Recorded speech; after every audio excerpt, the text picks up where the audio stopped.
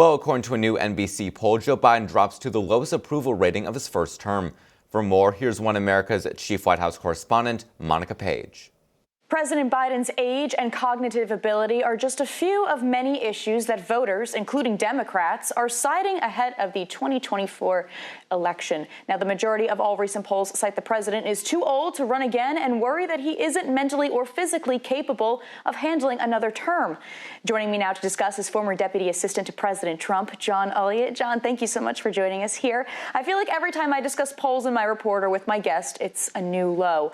But John, these are the worst numbers yet, coming from a new NBC poll where President Trump leads Biden 46 to 44% for the first time, and just 40% approve of Biden's performance as president.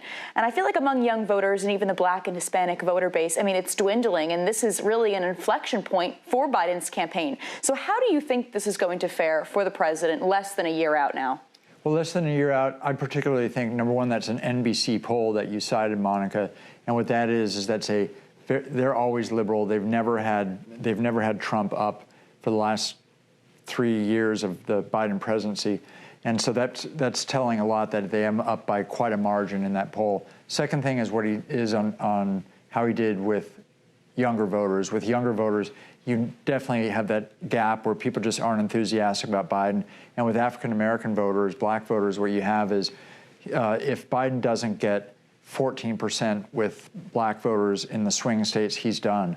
And right now you have Trump polling at sometimes 21, 22% in a number of polls there, and that's just devastating for Biden. When you see, as a young person, a man who is so compromised on that stage, and I'm happy to see other young voters and even Black and Hispanic voters kind of catching on to this here. And they're not only seeing what's happening in their wallets, but they're also seeing what Biden is doing to Trump, how they're consistently trying to get him charged with another felony, how they're consistently trying to put him in jail and silence him. Absolutely.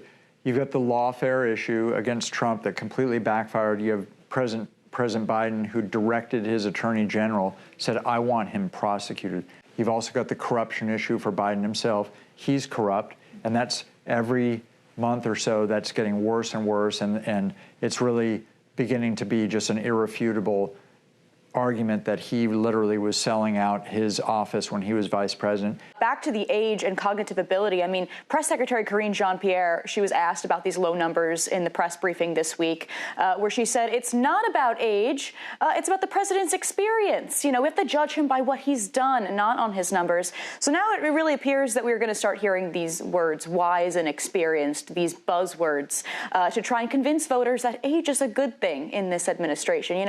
Some Democrats are reportedly admitting that Biden may need to implement what you just mentioned, the bubble wrap strategy to protect him for the rest of the campaign. Really tell us how this media manipulation is going to backfire on the president ahead of 2024. Well, the media is trying to backfill for him just like they did in 2020, but 2020 is night and day for when Biden was already in bad shape in 2020. Once again, it's not about age. He could say, look, hey, he's the wise grandfather. People know their grandfathers aren't like that unless they have some type of dementia or real cognitive abilities. So what it is, if they want to lean into it and say he's the grandpa, well, people are going to say it's time to take the keys away from grandpa, and that's the issue.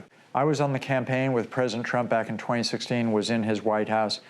I'm half his age, and I couldn't keep up with him. There's no way. None of us could keep up with him. He sleeps about 2 hours a night, and he's reading everything. He's managing the cabinet himself. He's not relying on talking points. He'll go out and he would brief the media, those of us who were spokespeople with the press like I was with the NSC. Look, I never had to, very rarely would have to go out and stand up and take questions because he was taking questions 3 times a day, every single day from reporters, unscripted. Yeah, that's very well said. And, it's going to be very interesting to see how this is going to play out really ahead of 2024. Former Deputy Assistant to President Trump, John Elliott, thank you so much for joining us here. Thank you, Monica. Always a pleasure.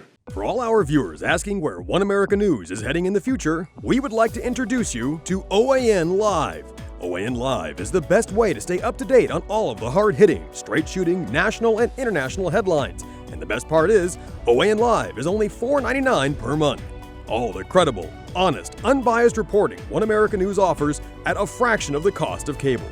Just go to OANN.com to easily sign up for OAN Live and stay informed.